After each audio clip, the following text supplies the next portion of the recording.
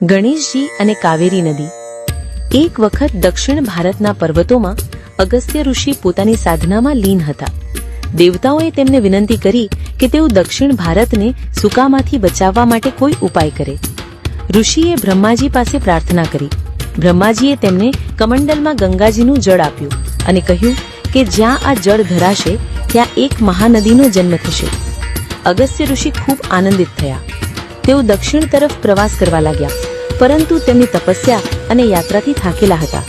ત્યારે તેમણે વિચાર્યું કે કમંડલને થોડાવાર મૂકી આરામ કરવો જોઈએ, પરંતુ દેવતાઓ જાણતા હતા કે આ જળમાંથી ભવિષ્યમાં અતિ મહત્વની નદી પ્રગટ થવાની છે। તેથી તેમને ચિંતા હતી કે ઋષિનો થાક કોઈ વિઘ્ન ન લાવે। અહીં ભગવાન ગણેશજીનો પ્રવેશ થાય છે। ભગવાન હંમેશા સહાય ભક્તોની કામનાઓ પૂર્ણ કરવા અને કલ્યાણ માટે જાણીતા છે। ગણેશજી એક નાના બાળકના સ્વરૂપમાં પ્રગટ થયા અને ઋષિ સામા આવ્યા। અગસ્ત્ય ઋષિએ બાળકને જોઈને કહ્યું, બાળક, તું થોડું કમંડલ પકડી રાખ, હું થોડીવાર આરામ કરું। ગણેશજી મૌન રહીને કમંડલ પકડી રાખ્યું।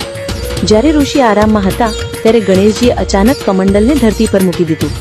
કમંડલમાંથી ગંગાજીનું પવિત્ર જળ ધરતી પર વહેવા માંડ્યું અને ત્યાંથી એક નવી નદીનું સર્જન થયું। આ નદી આગળ જઈને મહાનદી કાવેરી તરીકે જાણીતી બની।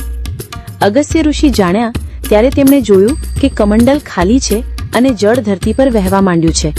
પ્રથમ તેમને આશ્ચર્ય થયું, પરંતુ તરત જ સમજાયું કે આ ભગવાનની ઈચ્છા હતી। કાવેરી નદી દક્ષિણ ભારતની જીવનદાયી બની। તેની કૃપાથી ખેડૂતોને સિંચાઈ મળી, જમીન ઉપજાઉ બની અને પ્રજાએ સુખ સમૃદ્ધિ મેળવી। આ રીતે ભગવાન ગણેશજીની વિઘ્નકારક લાગતી લીલા પાછળ કલ્યાણકારી સાબિત થઈ। તેમણે દક્ષિણ ભારતને એક અમૂલ્ય ભેટ આપી, કાવેરી નદી।